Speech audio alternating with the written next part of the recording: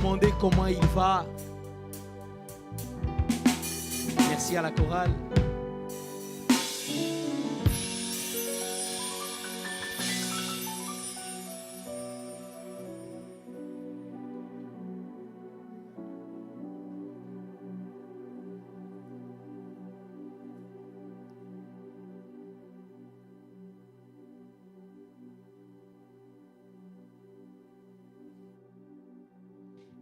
Quelle grâce que d'être au culte ce matin. C'est vraiment une grâce que de commencer sa semaine dans la présence de Dieu. Oui. Et je bénis Dieu pour toi qui es là. Est-ce que tu peux acclamer le Seigneur pour ta présence? Parce que si tu n'étais pas là, notre présence n'aurait aucun sens. C'est parce que tu es là. Et c'est parce que tu es là que le Saint-Esprit est là. Amen. C'est parce que tu es là que le Saint-Esprit est là. Alors souhaite la bienvenue à ton voisin de gauche, à ton voisin de droite. Souhaite la bienvenue avec le sourire, s'il te plaît. Avec le sourire. Si tu ne souris pas, c'est suspect. Dans la présence de Dieu, si quelqu'un ne sourit pas, la personne est suspecte.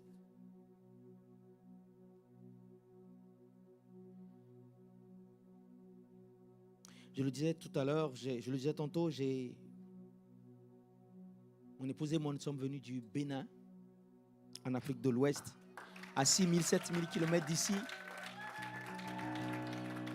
Et c'est vraiment un privilège de pouvoir servir le peuple de Dieu ce matin. Nous sommes vraiment privilégiés et nous voulons rendre grâce à Dieu pour mon frère le pasteur Lucas et son épouse, qui nous ont accueillis et qui nous ont donné l'opportunité de venir ici en Normandie. C'est la première fois que nous venons à Rouen et nous avons été accueillis, nous avons été bénis. Nous rendons grâce au Seigneur. Pasteur Lucas, merci beaucoup. Merci infiniment pour l'opportunité. Et je le disais au premier culte, l'hospitalité déclenche un niveau de grâce et de bénédiction. Parce que la Bible dit que si vous accueillez quelqu'un en sa qualité, si vous accueillez un prophète en sa qualité de prophète, vous aurez la bénédiction qui va avec. Et je prie que cette bénédiction soit attachée à ta vie. Elle soit attachée à toi. Je dis, elle soit attachée à toi. Au nom de Jésus. Et je suis encore plus reconnaissant pour la vie de l'apôtre Yvan et de maman Maud.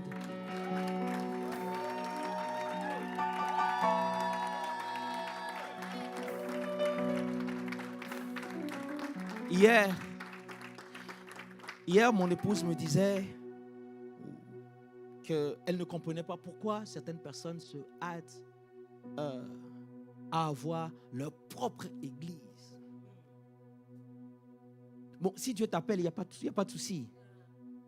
Parce que si ce n'était pas l'obéissance de l'apôtre Yvan, ce n'est pas évident que je puisse vous rencontrer. Certainement que je serais devenu pasteur, mais ce n'est pas évident que je sois à Rouen, en train de servir à Rouen. À cause de l'obéissance de l'apôtre Yvan, cela m'a permis aujourd'hui de vous rencontrer. Voilà pourquoi je ne prends pas ce moment comme un acquis, mais un véritable privilège.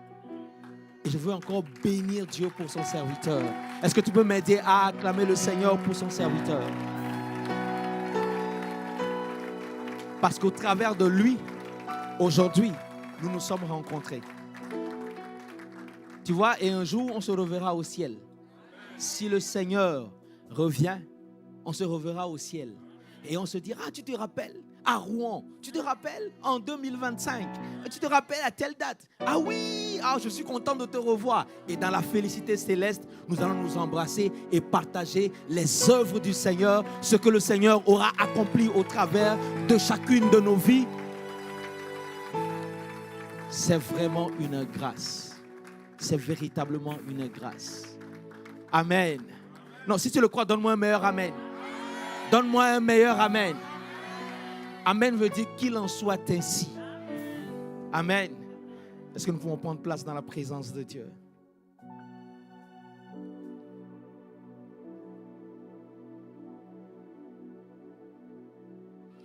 Impact Centre Chrétien Rouen et Impact Centre Chrétien Porto-Nouveau ont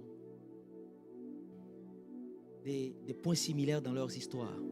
Parce que c'est des églises qui ont commencé toutes en mai.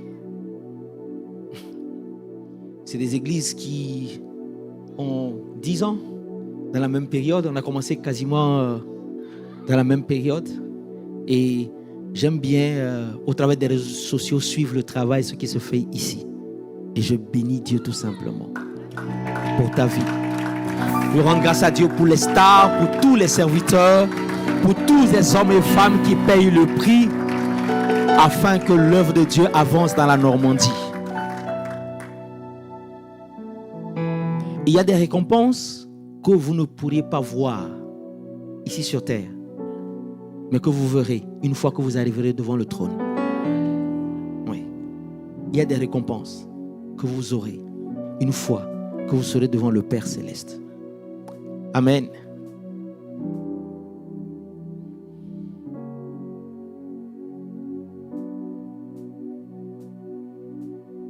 Ce matin, j'aimerais te parler d'un sujet qui intéresse ton voisin, mais qui intéresse tout autant Dieu. J'aimerais ce matin te parler de mariage. Je croyais qu'un célibataire allait dire Amen.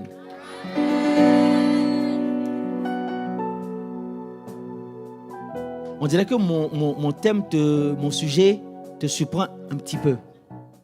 Parce que d'habitude, le dimanche, on ne s'attend pas à ce qu'on parle de mariage.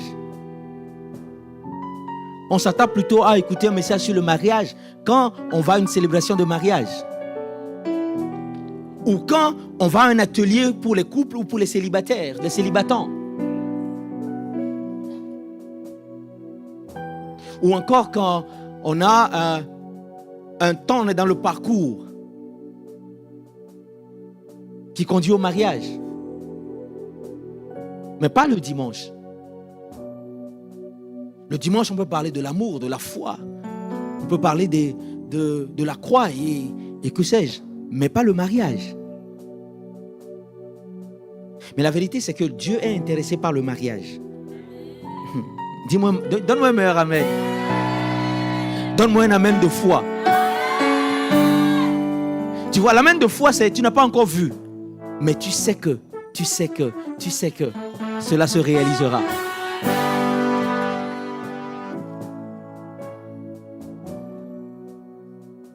Je disais que Dieu est intéressé par le mariage. Pourquoi? Mais parce que quand tu regardes dans la Bible commence par un mariage. Et la Bible finit par un mariage.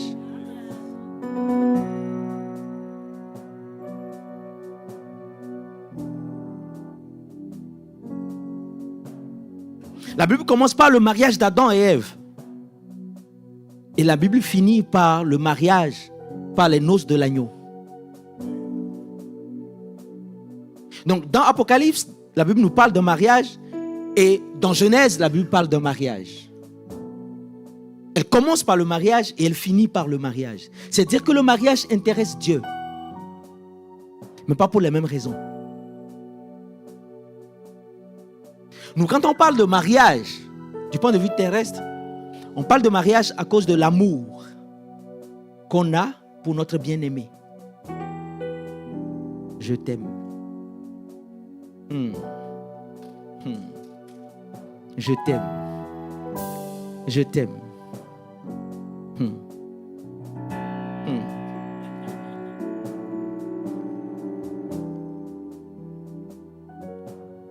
Est-ce qu'il y a un célibataire ici ce matin? On lève la main. Ok, très bien. Est-ce qu'il y en a qui aspirent au mariage? Parce que tous les célibataires n'aspirent pas au mariage. Est-ce qu'il y en a qui aspirent au mariage? Amen. Est-ce qu'il y a des mariés en ce lieu? Non, lève la main.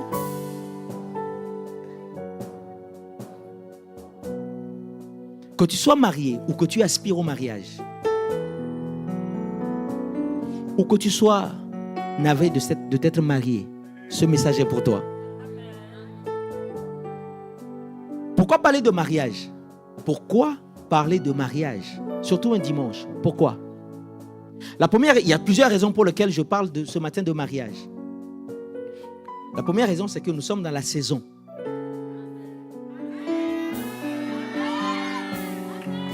Oui, nous sommes dans la saison. Nous sommes dans la saison où l'Église doit se préparer pour le mariage.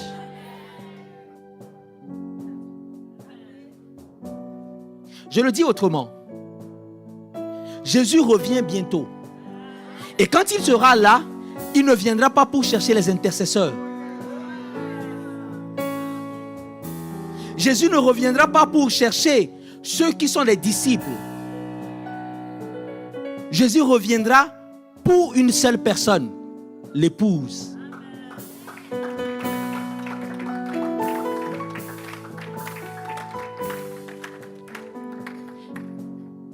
Voilà pourquoi mon message de ce matin est intitulé « Devenir l'épouse attendue ». Devenir l'épouse attendue. Par ce message, je ne viens pas t'enseigner quelque chose de nouveau, mais je viens te rappeler ce que tu sais déjà.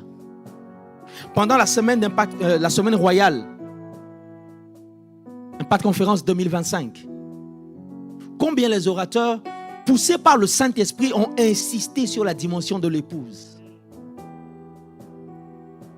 Parce qu'en réalité, c'est là où Dieu nous attend. Dieu veut que nous atteignions cette dimension de l'épouse.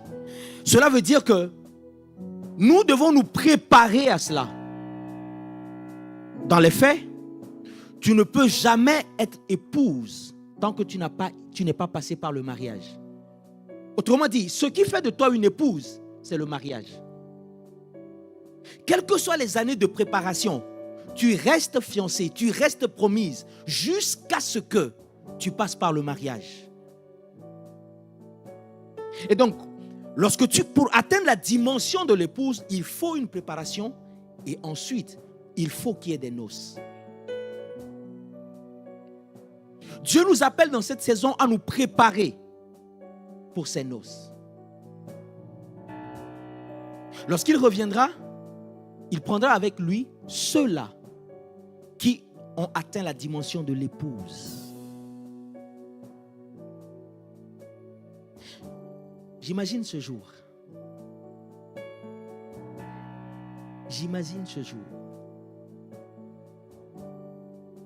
où la mariée dans sa robe, toute blanche, avec sa parure, la démarche élégante, qui s'avance vers le roi de gloire. Ce sera merveilleux. Ce sera glorieux. La raison pour laquelle je parle de mariage, c'est que l'Église ne comprend pas la pensée de Dieu selon le mariage. La pensée de Dieu pour le mariage, l'Église ne comprend pas cela. Dieu a à cœur le mariage. Je dis bien, Dieu a à cœur le mariage. Pourquoi je parle de mariage? Parce que nous sommes tous le fruit de l'union d'un homme et d'une femme. Peu importe si cette union a été officielle ou officieuse, nous sommes le fruit d'une union. Même si, parfois, cela a été une grossesse non désirée. Mais c'est d'abord l'union de deux personnes. Pourquoi parler de mariage? Je parle de mariage parce que nous le voulions ou pas, nous avons été ou nous serons influencés par notre compréhension, par la révélation que nous avons du mariage. Dans la vie, nous serons influencés par la révélation que nous avons du mariage. Est-ce que je peux parler? Certaines personnes dans l'église, quand il s'agit de se marier, avancent avec le frein à main. Pourquoi? Parce que sans s'en rendre compte, elles ont été influencées par des modèles qu'ils ont vus autour d'eux. Ou par des relations, des expériences qu'elles ont vécues elles-mêmes. Mais aujourd'hui, je veux te parler du mariage dans la pensée de Dieu. Et dans la pensée de Dieu, le mariage, lorsque Dieu parle de mariage, Dieu ne parle pas d'amour d'abord. Tu vois, l'une des motivations pour lesquelles nous, on se marie ou on cherche à se marier, c'est parce qu'on aime l'autre. J'aime bien poser cette question à ceux qui se marient à l'église de Porto Novo. Quand je reçois des personnes qui cheminent ensemble et qui vont se marier, je pose la question, mais pourquoi lui? Pourquoi elle? La réponse qui vient le plus souvent, c'est pasteur, on s'aime. Pasteur, on s'aime. Mais avez-vous remarqué que au commencement, lorsque Dieu a amené Ève vers Adam, il n'était pas question d'amour. Relisez votre Bible. En aucun moment vous ne verrez le mot aimer. Je ne suis pas en train de dire que l'amour n'a pas sa place dans une relation maritale. Ce n'est pas mon point. L'amour est très important. L'amour est très important. Mais l'amour n'est pas le but. Tu vois, je te donne cet exemple. Si aujourd'hui, je te donne un bon de carburant, je te fais une carte cadeau de carburant. Je dis, tiens, je te donne du carburant. Tu n'iras pas acheter une voiture parce que tu as une carte cadeau. De même, tu ne vas pas te marier avec quelqu'un parce que tu aimes la personne. L'amour est important. Pourquoi? Parce que l'amour favorise l'atmosphère du mariage. L'amour est important parce qu'il crée les conditions favorables. Il permet à deux personnes dans la relation de fonctionner. Mais l'amour n'est pas le but du mariage.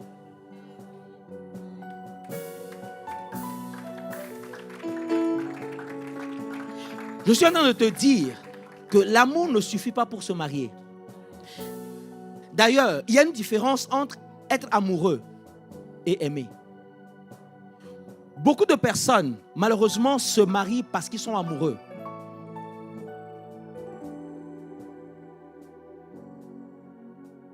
Être amoureux, c'est un état. Aimer, c'est une décision. Et si tu te maries parce que tu es amoureux, laisse-moi te dire que l'état amoureux passe au bout de quelques années. Au bout de quelques années de mariage, tu réalises que tu n'es plus amoureux. Au début de la relation, rappelle-toi, tu peux marcher des heures avec cette personne sans te fatiguer. La nuit, quand vous vous écrivez, vous vous écrire dans vos discussions, discuter jusqu'à 1h, 2h du matin, même si tu travailles le lendemain. Ou quand vous vous appelez, à la fin, après 45 minutes au téléphone, vous vous posez la question, qui raccroche en premier? Je n'ai jamais compris ce phénomène. À la fin de la discussion, il y a un qui dit à l'autre, raccroche. Et l'autre dit, non, toi raccroche. Et puis il y a un silence. Et on attend un peu. Et puis tu entends, mais tu es encore là? J'ai dit raccroche. J'ai dit non, toi aussi raccroche. Je vois qu'on a vécu la même expérience. Hein?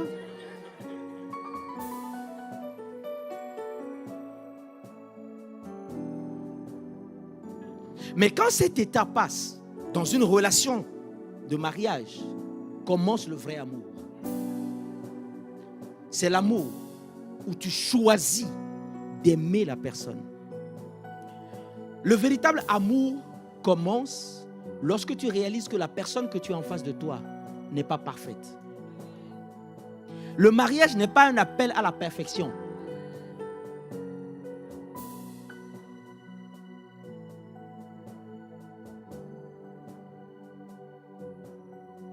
La deuxième raison pour laquelle ce matin nous parlons de mariage. Non, la troisième raison pour laquelle nous parlons de mariage, c'est que ta compréhension du mariage affectera ton éternité.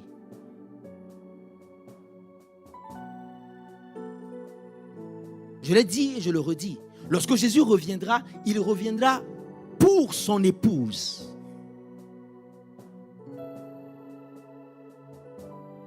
Il reviendra pour son épouse. Voilà pourquoi, dans ce monde, dans un mariage terrestre, il est très important. Il y a une saison que nous négligeons qui est très importante, qui est la saison du célibat. Vous savez, la saison du célibat est très importante pour le mariage. Parce que de la manière dont tu passes le célibat, de cette manière, tu vivras ton mariage. Si tu as été heureux dans ton célibat, tu auras un mariage aussi qui sera heureux.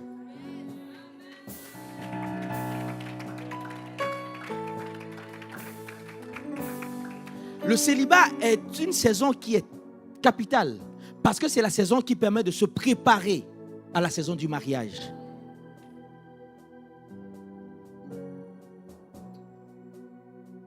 Moi, j'ai déjà rencontré des gens qui m'ont dit, pasteur, je me suis préservé, j'ai fait ceci, je me suis gardé. Et puis quand je suis arrivé dans le mariage, j'ai été déçu.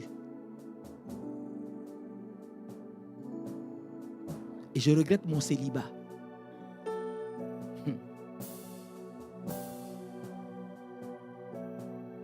Je fais une parenthèse. Je peux?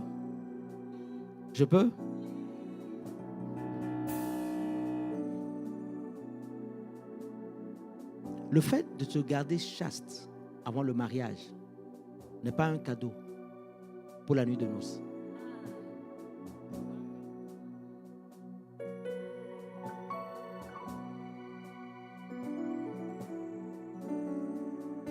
C'est Dieu qui le demande.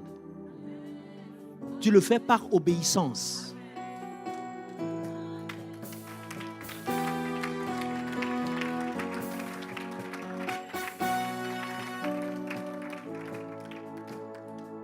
Des personnes qui ont mal préparé le célibat, la saison du célibat, se sont retrouvées dans des difficultés dans leur mariage. Heureusement, ce n'est pas le cas de tous.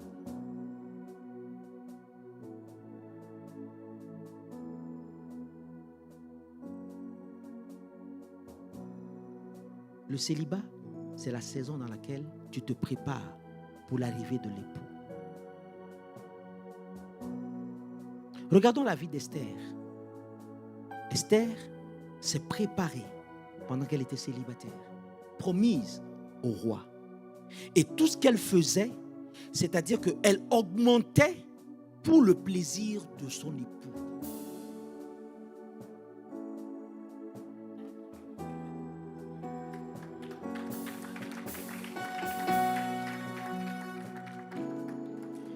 Lorsque Jésus parle du mariage, dans Matthieu 19, verset 12, Jésus va révéler que, dans Matthieu 19, verset 12, Jésus va révéler que le célibat, il y a 3 types de célibat. Les paroles de Jésus dans la Bible sont très importantes. Jésus nous enseigne qu'il y a 3 types de célibat. Dis avec moi 3 types de célibat. Il y a plusieurs personnes peuvent être célibataires, mais il y a 3 différentes catégories de célibat. Matthieu 19, verset 12, la version Sommer, Jésus dit ceci. Dans le contexte, les pharisiens posent la question à Jésus sur le mariage. Et au verset 12, Jésus va répondre ceci. Il dit, en effet, il y a ceux qui ne peuvent pas se marier parce que, de naissance, ils en sont incapables. C'est la première catégorie de célibataires. Il dit, d'autres sont devenus célibataires par une intervention humaine.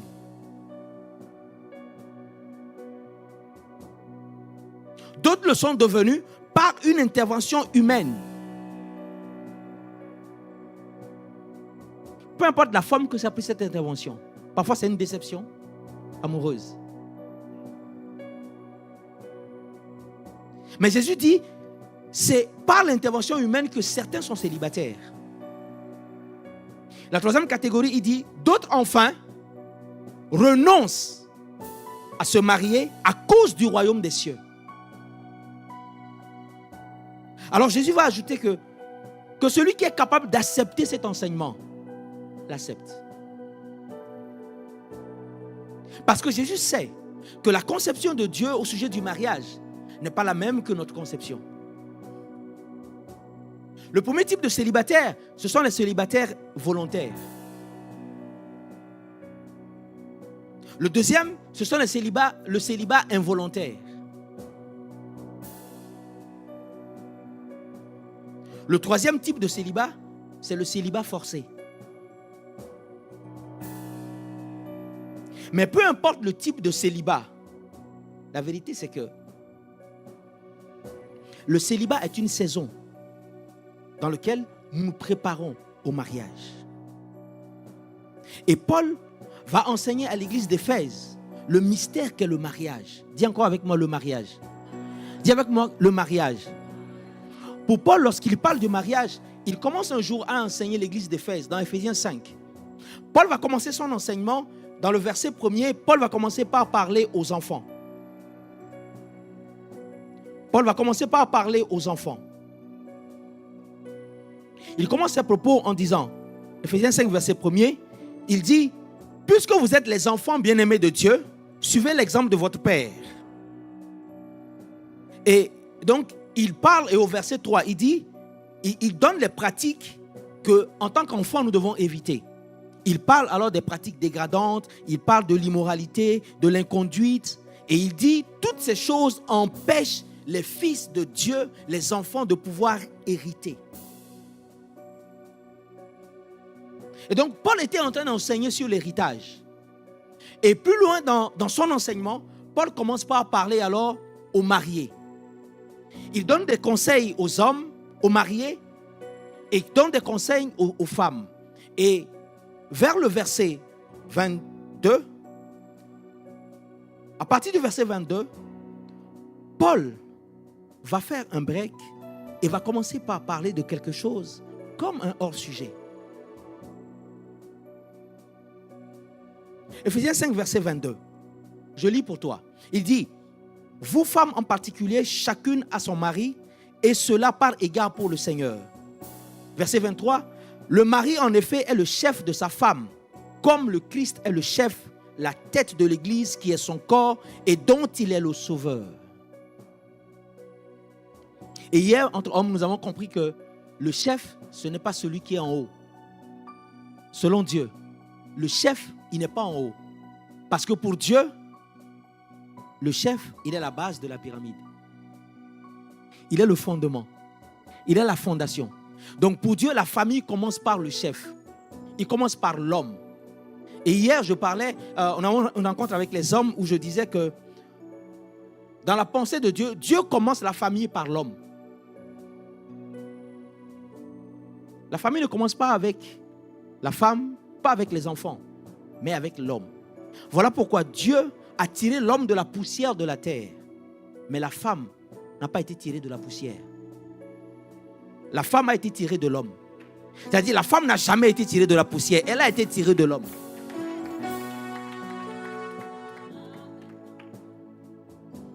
Tu vois, mesdames, voilà pourquoi parfois nous les hommes, frères, voilà pourquoi parfois, comme on a été tirés de la poussière, parfois on est un peu rustre. Tu vois, on n'est pas aussi raffiné que la femme. Tu vois, la femme, elle n'est pas sortie de la poussière. Elle est sortie de l'homme. Tu vois, et nous les hommes, on a été tirés de la poussière. Dieu commence la famille par l'homme. Et ensuite vient la femme. Et Paul dit, le mari en effet est le chef de sa femme, comme le Christ est le chef, la tête de l'Église, qui est son corps, et dont il est le sauveur. Verset 24, mais comme l'Église se soumet au Christ, de même la femme se soumet en toutes circonstances à son mari.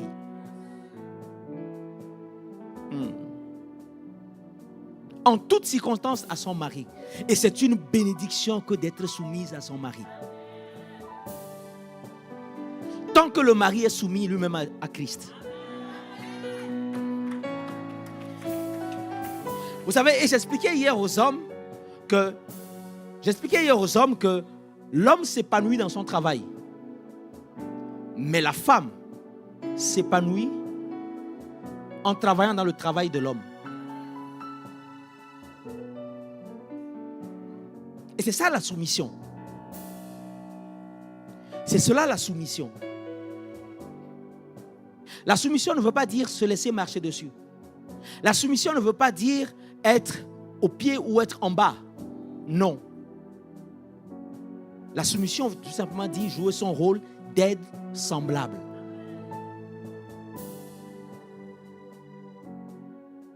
Le verset 25, Paul dit, quant à vous, Marie, que chacun de vous aime sa femme comme le Christ a aimé l'Église. 2 points, il a donné sa vie pour elle.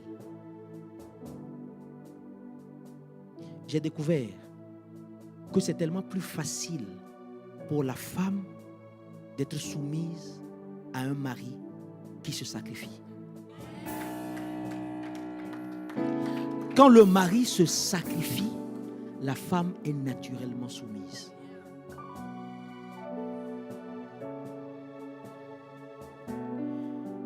Il a donné sa vie pour elle afin de la rendre digne de Dieu, après l'avoir purifiée par sa parole, comme par le bain nuptial. Vous vous rappelez d'Esther, qui se préparait par son bain nuptial pour se présenter devant le roi. Il a ainsi voulu se présenter cette église à lui-même, rayonnante de beauté, sans tache, ni ride, ni aucun défaut, mais digne de Dieu et irréprochable. Voilà comment chaque mari doit aimer sa femme, comme si elle était son propre corps.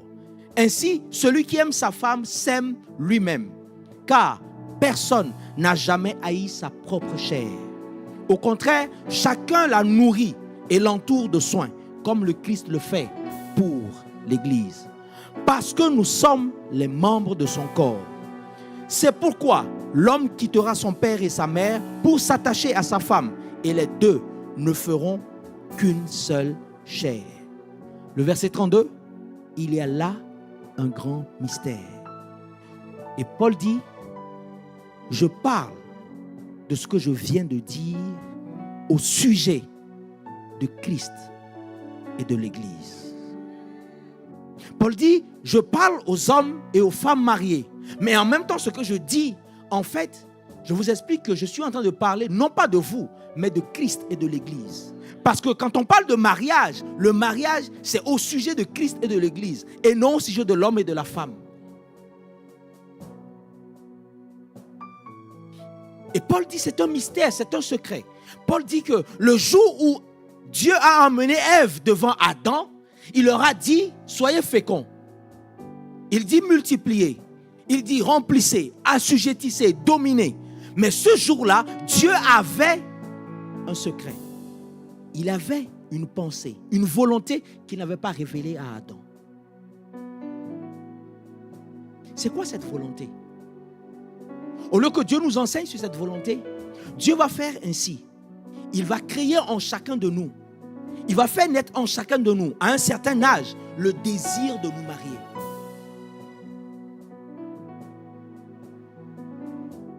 Même si chez la femme, ce désir vient parfois, le plus souvent, ça vient plus tôt que chez l'homme. La femme, en général, à partir de 4, 5, 6 ans, elle commence déjà par voir le mariage, sa robe. Mon épouse et moi, nous avons une fille. Je me rappelle, dès qu'elle a 4 ans, elle avait un cahier de dessin. Et ce qu'elle dessinait le plus souvent, elle me disait, elle va faire le stylisme. Et ce qu'elle dessinait le plus souvent, ce sont les modèles de robes de mariage. Et un jour, j'ai dit à sa mère, mais quand elle veut dessiner notre fille, elle ne dessine que des robes de mariage. Et sa mère me répond, mais ça commence déjà pas à t'inquiéter. Je dis, oui, c'est trop tôt. 4 ans, c'est trop tôt. Dieu a déposé en nous le désir que nous ressentons à un certain âge de nous marier. Pourquoi? Parce que Dieu veut que nous expérimentions la pensée qu'il a au sujet du mariage. Parce qu'il sait que notre éternité, nous devons la passer avec l'époux.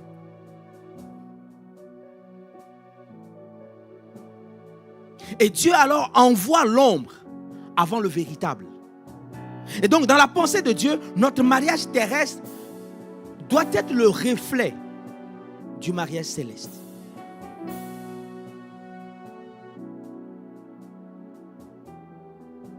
Ce désir que nous avons de nous marier, ce besoin que nous ressentons de nous marier, en fait, ce n'est que l'expression, le soupir que l'Église a du retour de l'époux.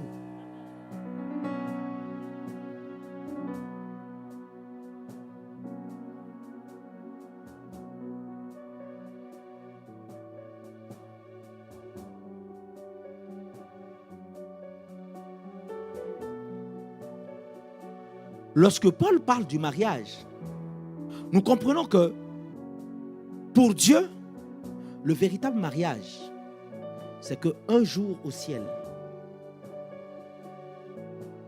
l'Église épouse sera mariée avec son époux. Ça veut dire qu'aujourd'hui, quel que soit notre statut, si nous sommes mariés ou célibataires, peu importe, nous devons nous préparer au mariage à venir, qui sont les noces de l'agneau.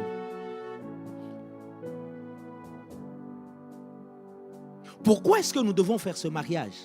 Quel est l'intérêt? Pourquoi est-ce que Dieu veut que nous puissions faire ce mariage? Parce que l'homme a perdu quelque chose.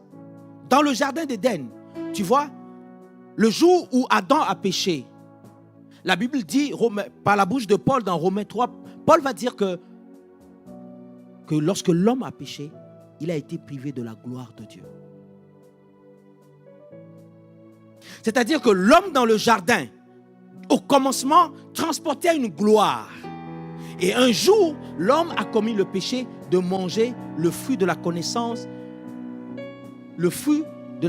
du bien et du mal. Laisse-moi te dire que même dans l'église, lorsque nous n'avons pas notre intelligence renouvelée, nos décisions sont basées sur la connaissance du bien et du mal. Et la Bible dit que même notre notion du bien et du mal n'est pas la notion de Dieu. C'est-à-dire ce que nous appelons bien n'est pas forcément bien aux yeux de Dieu. Et ce que nous appelons mal n'est pas forcément mal aux yeux de Dieu.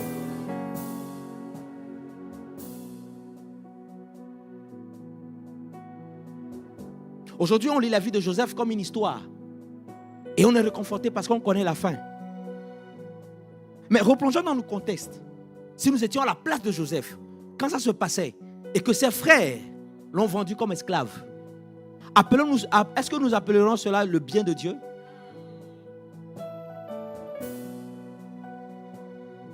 Vendu par ses propres frères. Vous voyez, quand on lit la Bible aujourd'hui, on la lit d'une perspective historique. C'est comme regarder un film,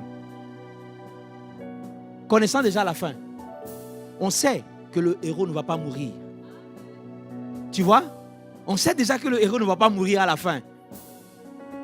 Mais quand tu te replonges dans le contexte, tu réalises que même notre notion, notre définition de ce qui est bien, c'est basé sur la connaissance du bien et du mal.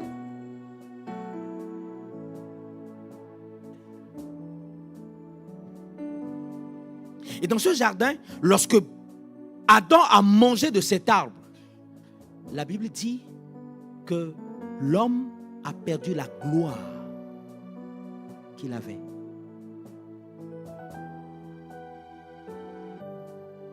Alors Dieu va penser à quelque chose pour que l'homme retrouve cette gloire perdue. Et ce à quoi Dieu va penser s'appelle le mariage. Je m'explique. Vous savez, quand un homme et une femme se marient, la femme, l'épouse, partage automatiquement le jour du mariage la gloire de l'époux. Si par exemple, monsieur rentre à la maison un jour et présente une femme à son personnel à la maison et dit, celle-ci, c'est mon épouse. Le jour où il dit, celle-ci, c'est mon épouse, cela veut dire qu'à partir de cet instant-là, cette personne a le droit de rentrer dans toutes les chambres de la maison. Mais si ce monsieur l'avait présenté comme étant un ami, un parent, un proche, avant de rentrer dans une maison, mais le personnel, le concierge va lui demander, mais est-ce que vous avez la permission? Est-ce que tu me suis? Le jour où le chef de l'État français, le président Emmanuel Macron, le jour où il est devenu président, son épouse, automatiquement, sans qu'on ait voté pour elle, est devenue première dame. C'est-à-dire qu'à partir de ce jour, elle a le droit à l'escorte et à la sécurité comme son époux. C'est-à-dire qu'elle partage la même gloire que son époux. Alors, le mariage permet de restaurer la gloire perdue. Et comme Jésus a été élevé en gloire, le jour des noces de l'agneau, en fait, l'épouse entre dans la même gloire que l'époux.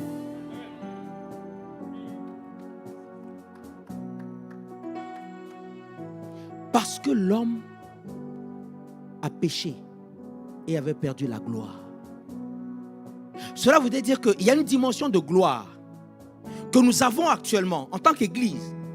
Mais parce que nous sommes célibataires, nous sommes fiancés à l'époux, le jour viendra où, c'est-à-dire, tant que nous sommes, l'époux n'est pas encore revenu, il y a un certain niveau de gloire que nous ne pourrons jamais expérimenter. Mais lorsque l'époux reviendra, automatiquement, nous aurons la même gloire que Jésus-Christ.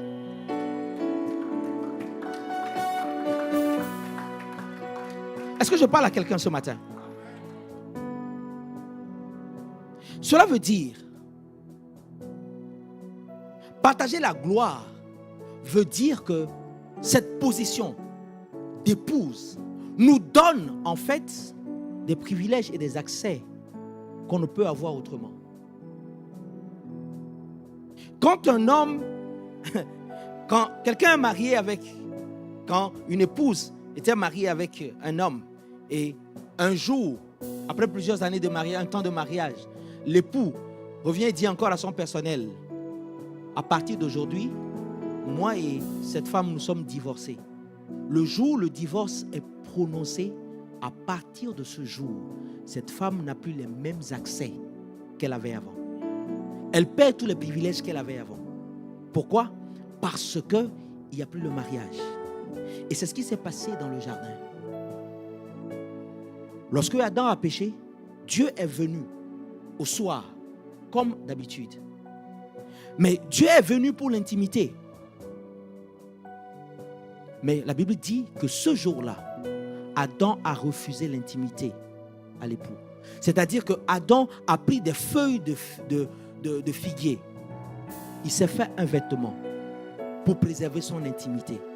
Vous savez, lorsque un homme et une femme se marient, ils partagent leur intimité. Mais quand il y a divorce, automatiquement, on n'a plus accès à l'intimité de l'autre. Est-ce que je parle à quelqu'un?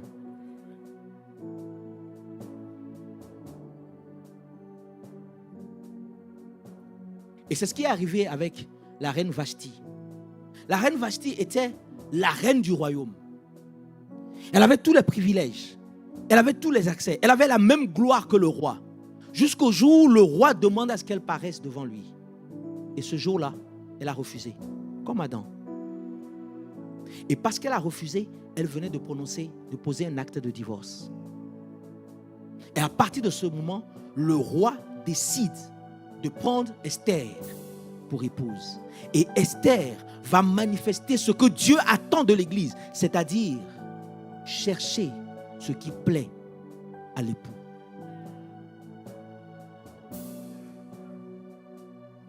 Lorsque je parle de cette gloire, comprenez que Dieu veut que nous ayons une relation filiale avec lui en tant que Père et que nous ayons une relation d'époux avec Jésus-Christ. Ça veut dire qu'aujourd'hui, si tu es fils de Dieu, tu dois t'assurer d'être également prête comme épouse de Christ.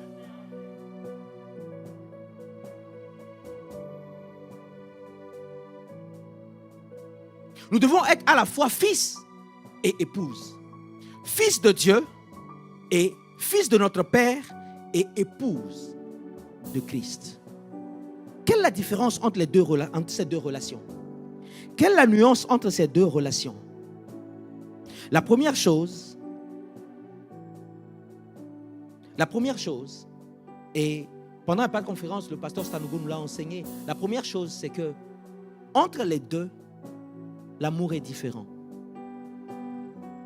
L'amour du Fils est différent de l'amour de l'épouse. Les deux sont des amours, mais c'est deux amours différents. Lorsque papa dit à son fils ou à sa fille « je t'aime », ça n'a pas le même sens. Ce n'est pas le même amour quand il dit à son épouse « je t'aime ».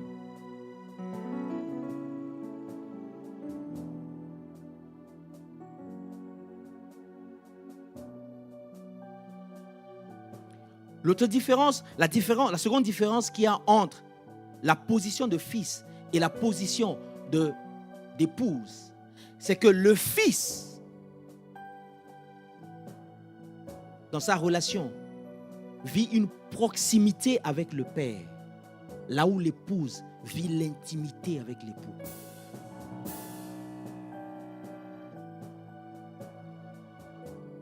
C'est-à-dire que le fils ou la fille a une relation avec son père qui fait qu'ils sont très proches, ils sont très complices. Toutefois, ils ne peuvent pas être intimes. Parce qu'un père qui est intime avec son fils ou avec sa fille s'appelle de l'inceste. Et donc, ils sont très proches, mais ils ne sont pas intimes. L'intimité est réservée pour l'épouse. Pour les fils, pour les filles, c'est la proximité.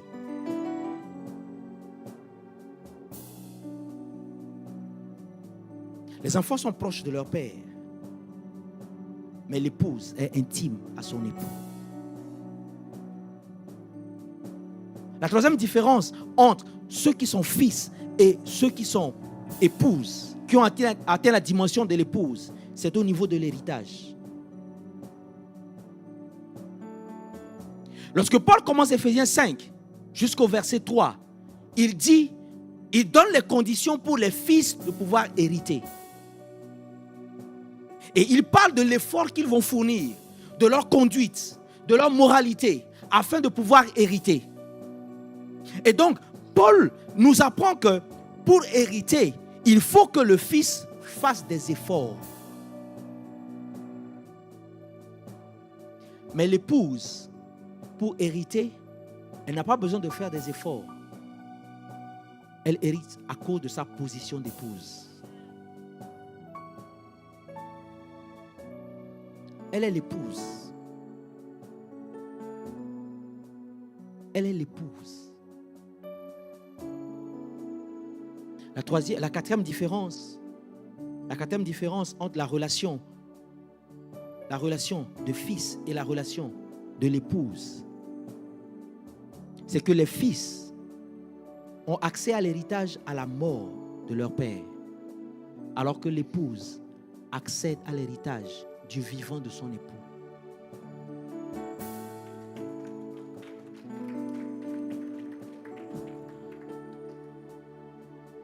Dans la relation maritale, c'est normal que l'épouse accède au bien de son époux. Quand une épouse, par exemple, prend la clé de la voiture de son époux pour sortir, pour une course, jamais le gardien, l'agent de sécurité ne lui demandera « Est-ce que tu as demandé au patron ?» Jamais. Il ne lui viendra même pas l'idée de poser la question. « Est-ce que tu as demandé au patron avant de prendre la clé? Non, il ne pourra même pas. Pourquoi? Parce que c'est l'épouse. Mais si le fils le fait, le gardien va demander, mais est-ce que papa est au courant que tu sors avec sa voiture? C'est vrai ou c'est pas vrai? C'est à lui, cette voiture appartient au fils. Parce que si le père n'est plus là, le fils hérite de cette voiture. Mais il doit attendre.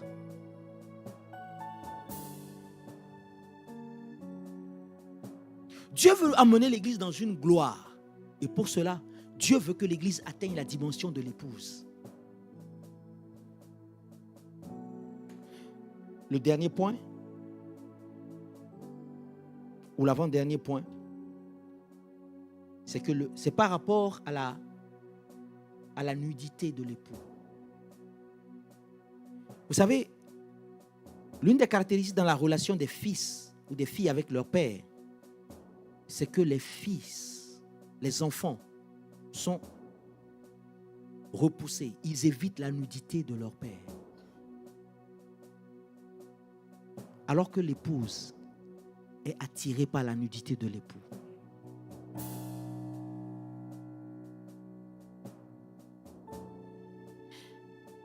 L'épouse a accès à la nudité de l'époux. Là où les enfants n'ont pas accès à la nudité de l'époux. Ça veut dire que il y a des taches de naissance que l'époux a, que les enfants ne verront jamais. Je dis jamais. Jamais. Alors que l'épouse, elle sait.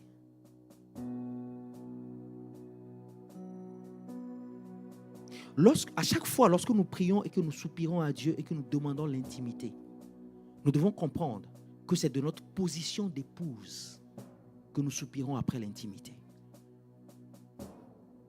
Parce que le disciple n'a pas accès à l'intimité. Le serviteur n'a pas accès à l'intimité du maître. Le fils, la fille, les enfants n'ont pas accès à l'intimité de leurs parents.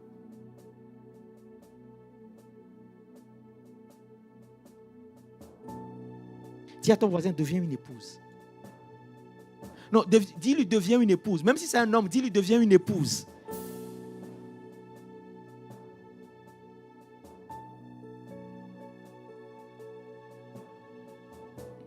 Une autre différence, c'est que les enfants ont l'obligation d'obéissance. Là où l'épouse a l'obligation de soumission.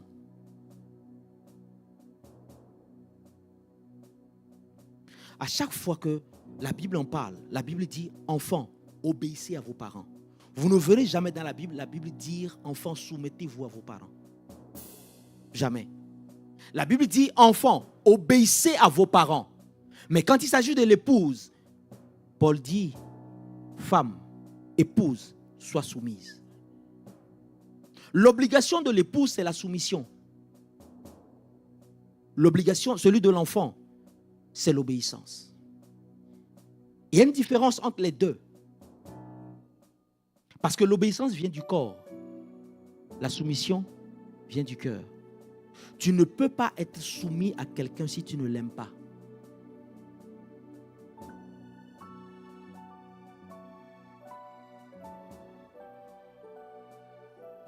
Tu ne peux pas être soumis à quelqu'un si tu ne l'aimes pas.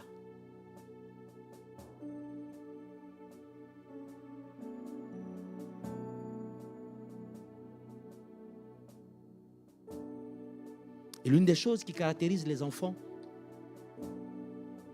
c'est que les enfants, ils travaillent pour leur propre ambition. Ils portent leur propre projet. Quand les enfants grandissent dans une famille, tu les entendras dire, ah non, moi quand je serai grand, j'ai envie de faire ci. J'ai envie de devenir ceci. Moi, j'ai le projet de faire cela. Et c'est louable. Mais cela montre que ce sont des enfants, ce sont des fils et des filles. L'épouse ne porte pas son ambition personnelle. L'épouse, elle n'a qu'un seul désir, c'est enfanter l'ambition, les désirs de l'époux. L'épouse cherche à enfanter les projets de l'époux. C'est-à-dire qu'elle ne travaille pas pour ses propres ambitions. Elle travaille pour enfanter les desseins de l'époux. L'église épouse, c'est cette église-là qui cherche non pas à accomplir ses propres désirs, mais qui cherche à accomplir les désirs de l'époux.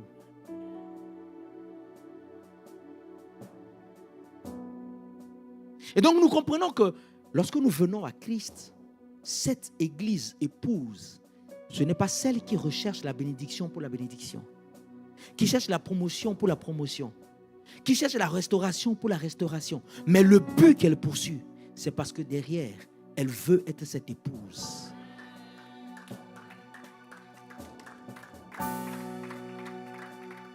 Donc si tu veux l'acclamer, acclame-le bien. Tu n'acclames pas un homme.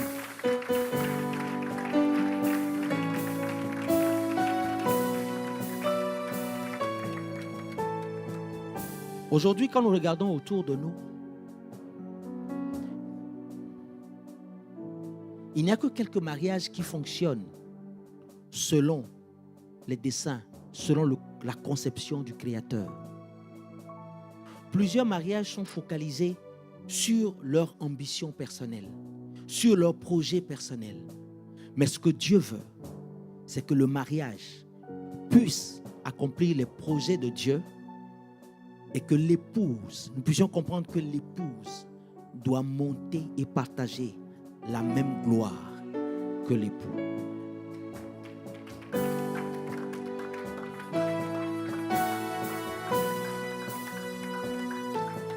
Hier, je me rappelle, au temps avec les hommes, une des questions qui m'a été posée, c'est et si l'épouse n'arrive pas à monter pour partager cette gloire? C'est la responsabilité de l'époux de préparer l'épouse. Vous savez, Paul le dit dans ces termes. Il dit, le Christ a choisi de se présenter à lui-même une épouse sans tache ni ride. Une épouse que lui-même prépare, qu'il sanctifie par la parole, qu'il sanctifie comme par un bain nuptial. Christ, aujourd'hui, par le Saint-Esprit, est en train de faire en sorte que l'Église soit préparée pour son retour. Voilà pourquoi j'aimerais finir en disant à quelqu'un ce matin, si le but de ton mariage, le désir de te marier, se limite au fait de faire des enfants ou pour tes ambitions personnelles, je te supplie par les compassions de Christ, ton mariage doit servir au dessein de Dieu. Ce que tu vis dans ton mariage aujourd'hui, ou ce que tu vivras dans ton mariage quand tu seras marié, comprends que c'est pour la gloire de Dieu. J'aimerais que nous puissions incliner nos têtes et nous allons prier. Nous allons prier.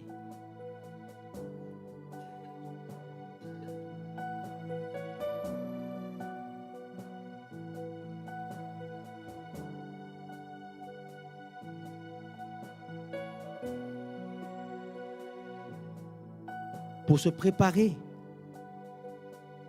à la dimension de l'épouse, nous avons besoin de l'assistance du Saint-Esprit.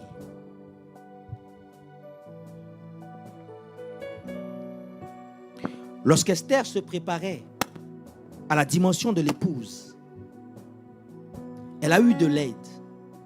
Elle a eu l'eunuque du roi qui a été cette aide, qui lui a montré comment atteindre cette dimension. Comment se préparer pour plaire à l'époux. Alors que nous avons la tête baissée et les yeux fermés, je prie que le Saint-Esprit te révèle comment te préparer, ce qu'il faut prendre et ce qu'il faut laisser afin d'être agréable à l'époux.